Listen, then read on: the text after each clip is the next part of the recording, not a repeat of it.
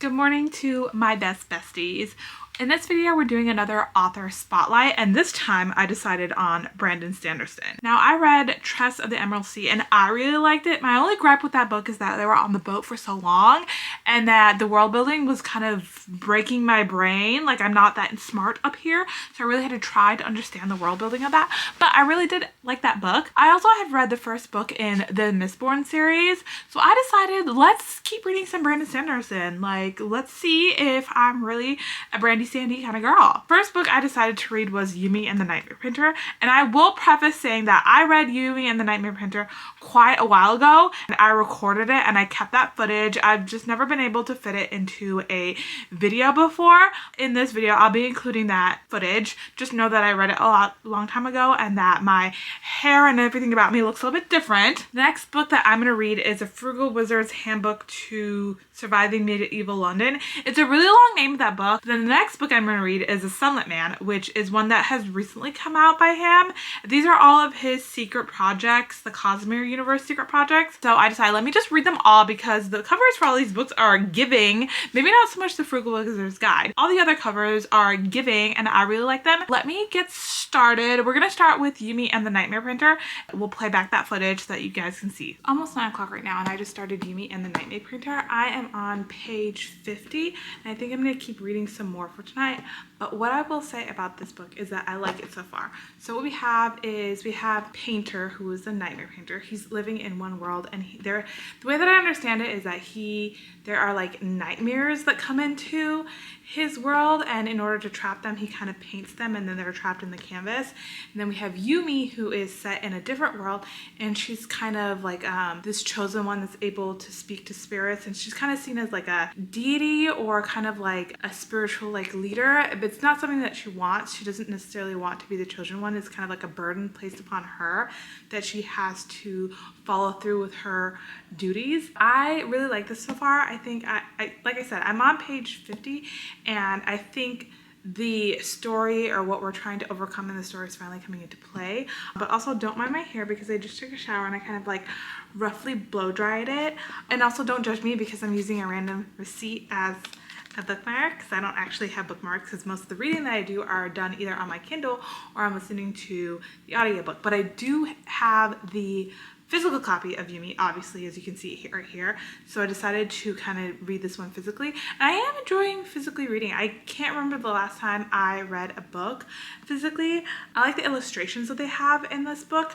Let me find one that I can show you that's not necessarily a spoiler. Yeah, there was this one right here that came up that I really liked. Yeah, I'm excited to continue to read this. Let's hope I don't get another migraine before bed. I have unfortunately had 6 migraines this week, and Tuesday was the one that was the absolute worst. That migraine just had me feeling so nauseous that I couldn't eat anything all day. Anything I ate or anything I drank just came right back up. So let's hope that this is kind of over for now, and let's get back to reading this book, and let's hope I don't get another migraine right before bed. But knock on wood, you guys. Knock on wood.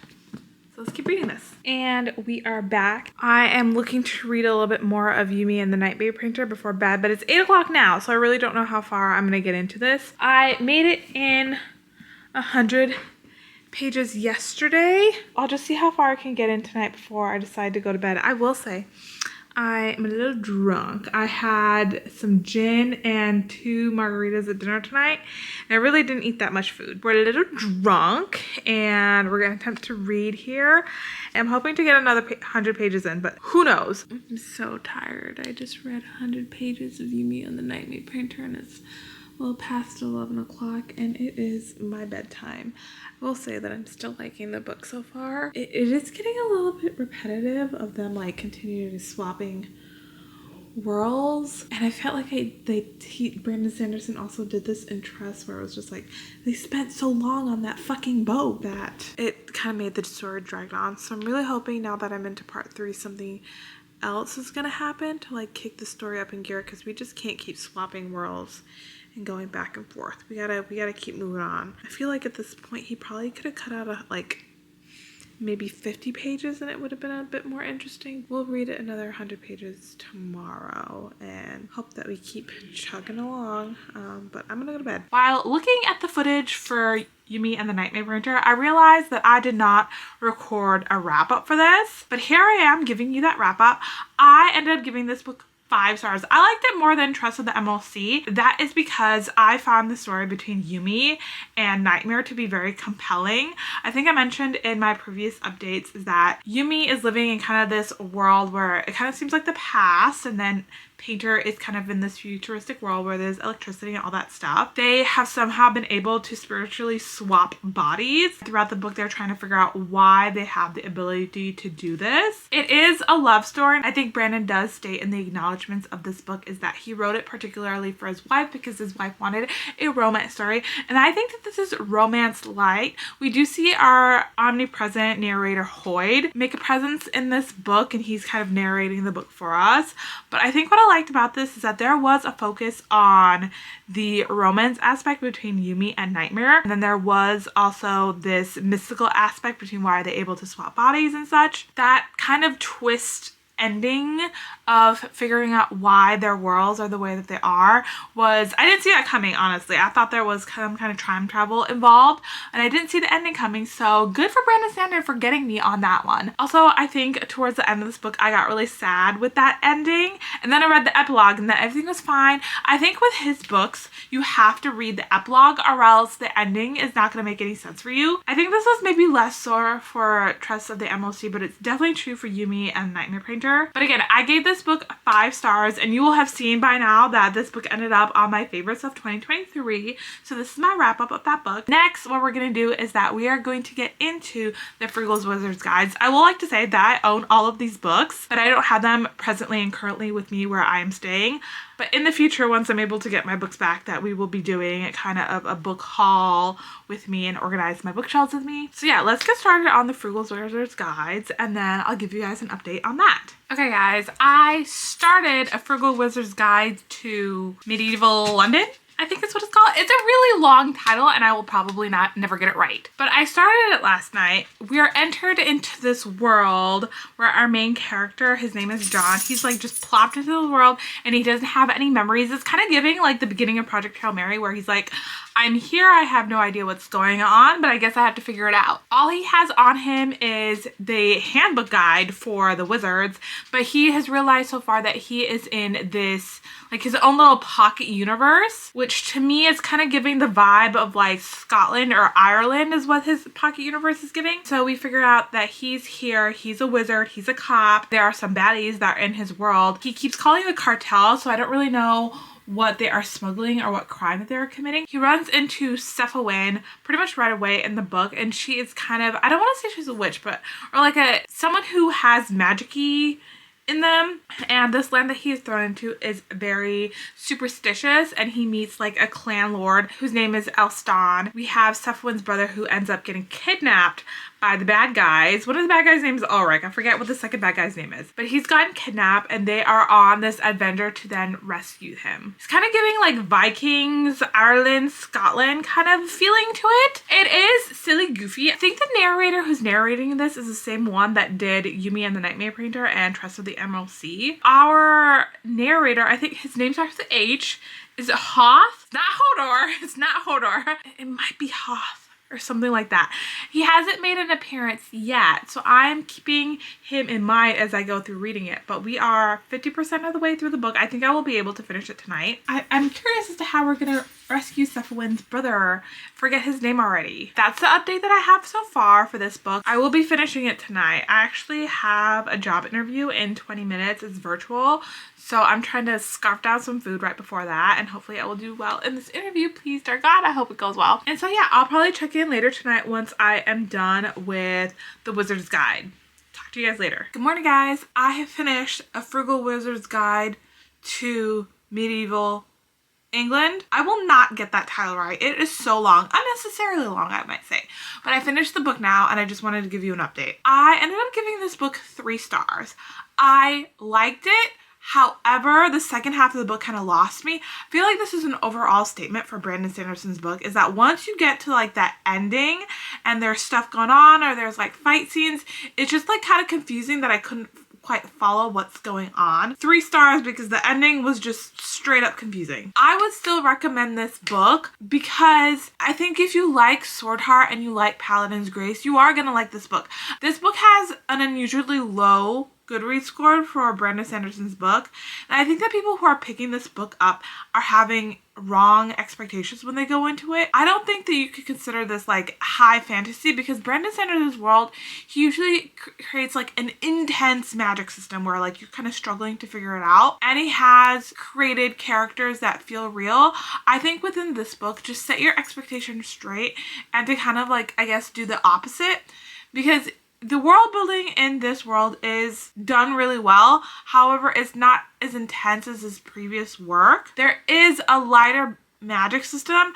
I think you could borderline kind of consider this maybe like cozy fantasy. The stakes are higher than what I would consider cozy fantasy, but you could kind of just lower it and put it in kind of that group. I did like the plot, and I did like the little mini love story between our main character and Cephalin. This book is a quirky, silly, good time. So just set your expectations straight when you go into reading this book, because it's not going to be like Brandon Sanderson's normal work. I would recommend it like if you're trying to get into Brandon Sanderson's work, I would recommend this probably as like a first book to read. I think he does mention, I think within the acknowledgement of this book, that this book is not set in the Cosmere universe, and our main character, I want to say his name is Hoth, it does not make a presence in this book. So I would kind of remove this from like the Cosmere and consider this not a part of the Cosmere. But as to say, I will be giving it 3 stars.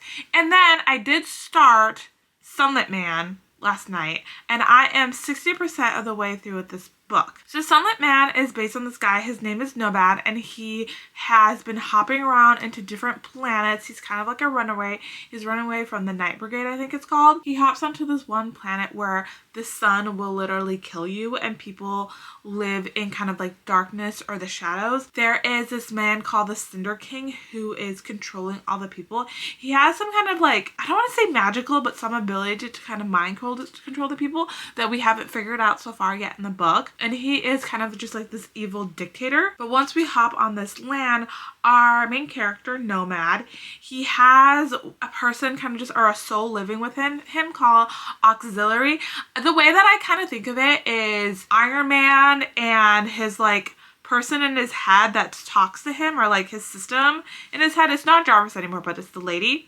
That's the way that I kind of think about it. And Auxiliary has the ability to turn metals or things into weapons. So he's on this planet. He has a run-in with the Cinder King, and he's able to escape with the help of another character named Rebecca. She is a part of what I would consider kind of just like the rebellion, or people who are trying to get away from the Cinder King. And their whole goal is to kind of go underground and find peace and prosperity for themselves so they don't have to be under the Cinder King's rule. Now, I will say there's so much action in this book. I don't think action or reading action scenes is kind of my thing, because I'm trying to like mentally figure out like who's doing what, who's punching who, whose body, where are they going. I would consider this a high fantasy book. I feel like Tress of the Emerald Sea and Yumi and the Nightmare Printer would be considered like kind of cozy fantasy. Maybe Yumi could fall into like kind of like a high fantasy box, if you will. But this one, Sunlit, is definitely high fantasy. The people of this world are not so much like educated. I mean, they know technology and stuff, but they are kind of kept in the dark, and we're just trying to figure out what really is the story behind this planet and the people on this planet. But yeah, that is my update for it. Right now this is sitting at a 4 stars for me. I'm going to continue reading this book. I'll probably finish it tonight, and then I will give you an update. Also, I just want to state that my hair is naturally curly, so that's why we are appearing in this manner.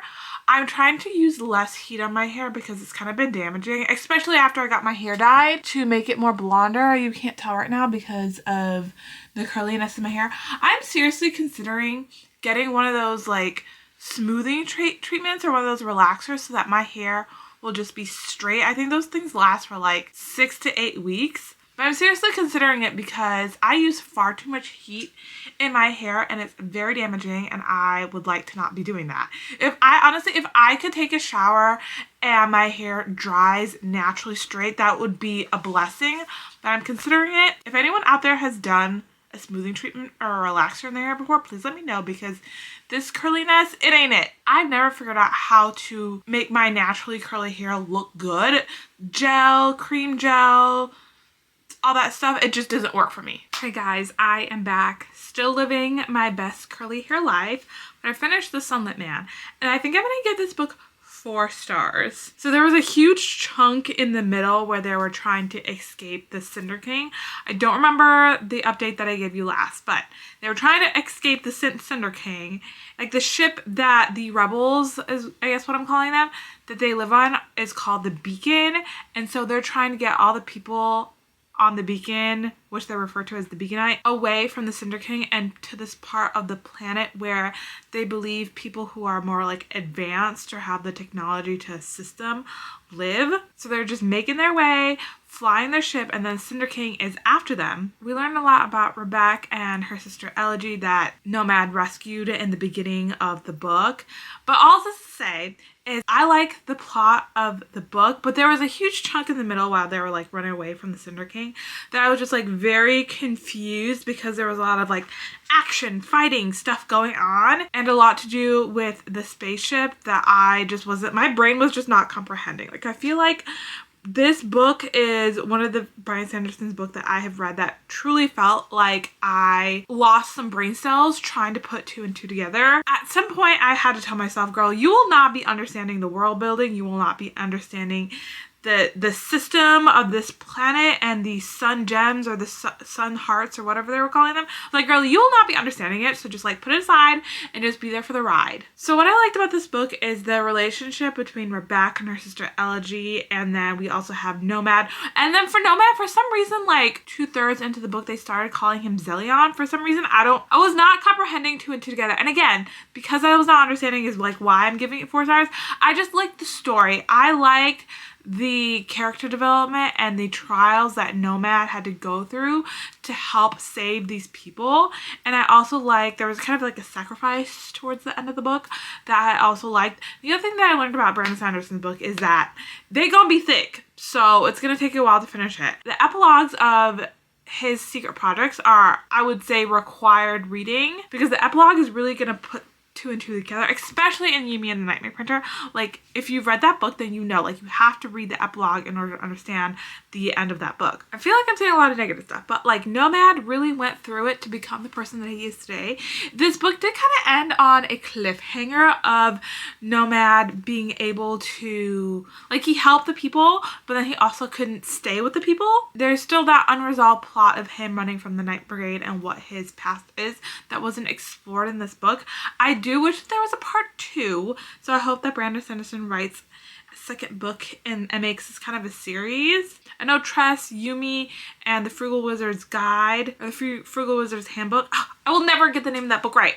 Those were standalones. The Sunlit Man is the only one that I will say we need a sequel. I'm back to give you guys a wrap up of all the books that I read in this vlog. So the first one that I read is Yumi and the Nightmare Printer. And as I said in my intro, I read this quite a while ago, but I kept that footage and we are repurposing it now for this vlog. I gave this book 5 stars. I really liked it. This one really hit home for me, more so than Tress of the MLC. And then I read the Frugal Wizard's Handbook Guide for Surviving Medieval London. That's the name of the book, right?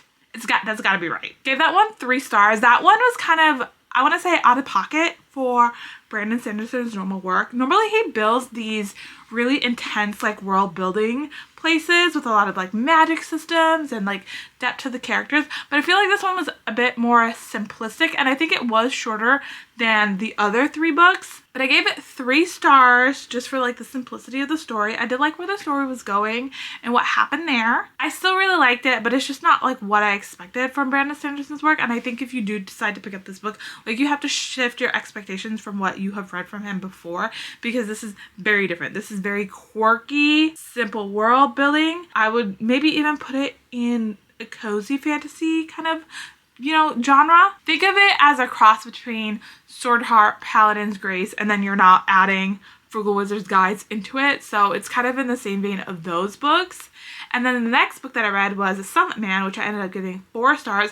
That one had some intense world building behind it, and I am just too stupid to understand what was going on in that world, but I decided to put it behind me and just kind of like focus on the story and our character's development here. So that book I ended up giving 4 stars. Our main character, Nomad, who for some reason they started calling him Zellian towards the end of the book. Somebody please clarify to me as to why that was. He was our main heroine, and he sacrificed a lot for people that he barely knew. I thought he was really on a hero's journey. That twist ending really got me. Out of all the books that I've read from Brandon Sanderson, besides Mistborn, is they all are standalones and deservedly so. The Sunlit Man is the only one that I would say actually needs a sequel so that you can wrap up and give me a conclusion to that open-ended ending. I think if I ever do this again, I'm probably going to do a video where I read all of the books in the Mistborn series, because I do want to pick that one up again.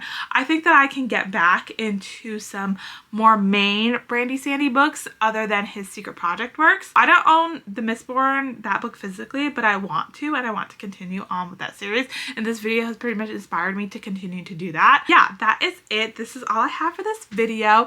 If you like this video, please give it a thumbs up, please give it a like, leave a comment. And also, if you want to follow what I'm doing in my day-to-day life outside of BookTube, you can follow me on Goodreads, or you can follow me on Instagram, and those links are below for you. But thank you guys for watching, and I really appreciate it, and I'll check you out in the next video. Bye!